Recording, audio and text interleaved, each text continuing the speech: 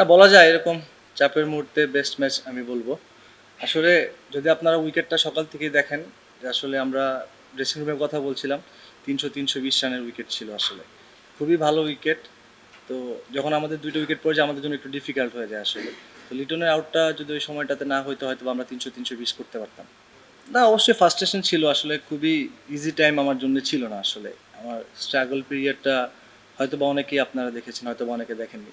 So ওই জায়গা থেকে আমি সবসময় মানে ধৈর্য ধরার চেষ্টা করেছি এবং আমি আমার কাজগুলো করার চেষ্টা করেছি। এইটা মাথার মধ্যে ছিল যে একটা অপরচুনিটি যখন আসবে সেই অপরচুনিটি যেন আমি ভালোভাবে নিতে পারি। সো মার্শাল্লাহ, মানে যতটুকু না চাইছি আল্লাহ তালা তার থেকে অনেক বেশি দিছে। না, এরকম না আসলে। আমার কাছে মানে আমি লাস্ট কয়েকটা বছর ধরে মানে ডোমেস্টিকে যেভাবে করে খেলতেছিলাম, এই বিশ্বাসটা ছিল যে এটা কন্টিনিউ করতে পারলে একটা না একটা টাইমে আমার অপরচুনিটি আসবে। সো মানে এখনকার ক্রিকেট যদি আমরা দেখি, সব কিছু মিলে সিচুয়েশন বা স্ট্রাইক রেটের কথা যদি আসে, ওই জিনিসটা সবসময় মাথায় কাজ করতো যখন ডোমেস্টিকে খেলতাম। সো ওই জিনিসটা জাস্ট আমি ওইখান থেকে এখানে নিয়ে আসার চেষ্টা করেছি। তো আলহামদুলিল্লাহ যে প্রথম ম্যাচটা শুরুতেই এমন একটা স্টার্ট পাওয়া, এবং মানে আমার কাজ যেটা টিমের জন্য দরকার ছিল সেটা আমার কাজটা করা, চেষ্টা করব পরের ম্যাচগুলোতে যেন এরকম কন্টিনিউ করতে পারি। না, আমি প্রথমেই থ্যাঙ্কফুল যে টিম ম্যানেজমেন্টের প্রতি। ওনারা আমাকে যেভাবে করে ব্যাক করেছে আসলে, খেলা শুরুর আগে যেভাবে করে ফ্রিডম আমাকে দিয়েছে, আমাকে জাস্ট বলা হয়েছে যে আমার খেলাটাকে এনজয় করতে। সো ওই জিনিসটা খেলার সময় মাথার মধ্যে ছিল না যে অনেক দিন পরে আসছি বা কিছু। তো সিচুয়েশন যা ডিমান্ড করতেছিল আমার কাছে মনে হয়েছে যে ওভাবে করে যাওয়া উচিত। আমি জাস্ট আমার কাজটা করার চেষ্টা করেছি। আপনি মানে ইন্টারন্যাশনাল খেলা তো মানে কখনোই আপনার জন্য ইজি হবে না, বা সিচুয়েশনগুলো যখন আসবে একটা প্রেশার তো সবসময় আপনার কাছে থাকবে। এবং যখন আপনি টিম লাইক অস্ট্রেলিয়ার মতো টিমের সাথে খেলবেন, তো ওরা আসলে সবসময় অর্গানাইজড থাকে, ওরা ওদের প্রসেস থেকে বের হতে চায় না আসলে। সো ওই জায়গা থেকে আমার কাছে মনে হয় যে আমাদের প্রসেসটাও ঠিকঠাক ছিল, জাস্ট আমরা 20টা রান কম করেছি। না, গতকালকে আমার সালাউদ্দিন স্যারের সাথে অনেকক্ষণ কথা হয়েছে এবং আশরাফুল ভাইয়ের সাথেও কথা হয়েছে। তো ওনাদের কথাটা একদম ক্লিয়ার ছিল আসলে, যে আমরা যে সিচুয়েশনে আমি বিশেষ করে ব্যাটিং করতে যাব, ওই জায়গা থেকে যদি 40 রানে 4 উইকেট থাকে, তো সেখান থেকে যদি আমি আস্তে আস্তে খেলে হয়তো 160-70 করতে পারি, যেটা ওয়ান ডে ক্রিকেটে ডিফিকাল্ট আপনি একটু ডিফেন্ড। সো এবং 200 রানে 4 উইকেট পরার পরে আমার ব্যাটিংয়ে যাওয়া লাগতে পারে, সেখান থেকেও যদি আমি নর্মাল খেলতে থাকি, তো সেই জায়গা থেকে হয়তো বা 260-70 করবো, সেটাও ডিফিকাল্ট। সো অবশ্যই আমাদের ভালো উইকেট পেলে আমার কাছে মনে হয় 300-320 রানের জন্য খেলা উচিত। এবং ড্রেসিং রুম থেকে এই মেসেজটাই ছিল যে আমরা ম্যাক্সিমাম যত রান করতে পারি। অবশ্যই হিস্ট্রিক উইন। তবে আমি বলবো যে আসলে খুব ভালো একটা সুযোগ আছে আমাদের সামনে এই সিরিজটা জেতার মতো। আমরা যদি আমাদের প্রসেসে থাকতে পারি অবশ্যই সম্ভব। এবং সেই বিশ্বাসটা আমি থেকে শুরু করে আমাদের সবার সেই বিশ্বাসটা করতে হবে ইনশাল্লাহ।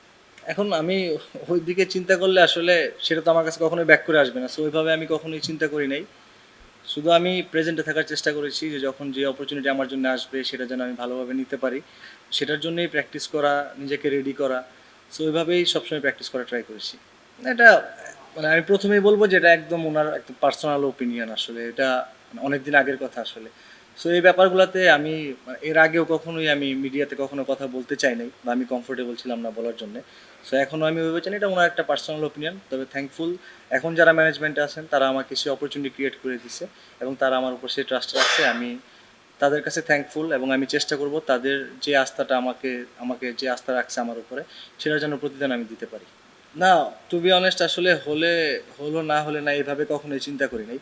সো আমি জাস্ট চেষ্টা করছি যে আমি যতক্ষণ ব্যাটিং করার অপরচুনিটি থাকবে আমার, আমি যেন ম্যাক্সিমাম রানটা আমার টিমের জন্য করতে পারি।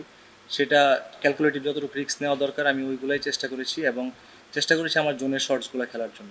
না, ওটা ওরকম কিছুই হয় না, জাস্ট ওটা একটা মানে আমি বলবো যে ব্যাটসম্যানের একটা ফার্স্ট্রেশন ছিল যে আউট হয়ে গেছে। তো সেই জায়গা থেকে ও ফার্স্ট্রেশনটা হয়তো বা এটা একটা মিসকমিউনিকেশন, এছাড়া আর কিছুই না, নাথিং সিরিয়াস।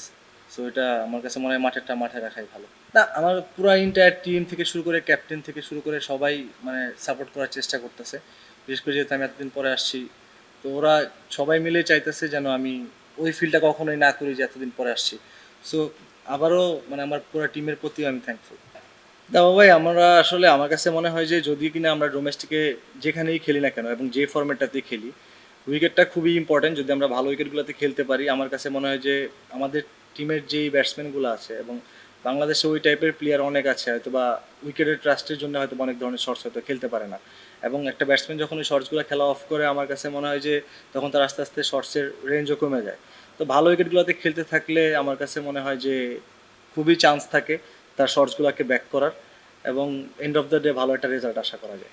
তা অবশ্যই বুস্ট আপ করেছে, পারফর্ম করতে থাকলে মানে ওই বিষয়টা মাথার মধ্যে সবসময় কাজ করে যে একটা অপরচুনিটি আসতে পারে। এবং আলটিমেটলি আবাহনীতেই খেলি আর ডোমেস্টিক যেখানেই খেলি না কেন, এন্ড অফ দ্য ডে সবাই চেষ্টা করে যে দেশকে সার্ভ করার জন্য। সো এটা মেইন টার্গেট, এবং আমি বিশ্বাস করি যে সবাই এই জিনিসটা বিশ্বাস করে। সো ওই জায়গা থেকে অবশ্যই বলবো যে অবশ্যই প্রিমিয়ার লিগের পারফরমেন্স থেকে শুরু করে সব কিছুর একটা ভ্যালু আছে। আক্ষেপ তো অবশ্যই কাজ করে। আমার কাছে মনে হয় যে আমার পোটেনশিয়াল অনুযায়ী আমি কখনোই ওইভাবে ডেলিভার করতে পারি নাই। এটা আমার ল্যাকিংসটাই আমি সবসময় দেখার চেষ্টা করি, এবং এখন পর্যন্ত স্টিল ওইটাই বিলিভ করি যে হ্যাঁ, যেটা হয়ে গেছে সেটা আমার ল্যাক্স ছিল। তো সেটা আমি ওভারকাম করে এখন নেক্সট আমাদের ম্যাচ আছে আরও, তো সেইগুলোতে যেন ডেলিভার করতে পারি। এটা সত্যি কথা বলতে ভেবেছিলাম আসলে, এবং আমার কাছে মনে হয় যে এটা তো টোটালি ম্যানেজমেন্টের কল যে কাকে কখন কোন জায়গাতে ইউজ করবে আসলে। তো আমার কাছে মনে হয় যে যারা কিনা ডোমেস্টিকে পারফরমেন্স করতেছে এই জায়গাটা যদি কনসিস্টেন্ট করতে পারে, আমার কাছে মনে হয় সবার জন্য দরজাটা ওপেন, এবং সেই সুযোগটা হয়তো বা যারা ন্যাশনাল টিমে খেলতে চায় তারা সেই সুযোগটা অবশ্যই নিতে চাইবে।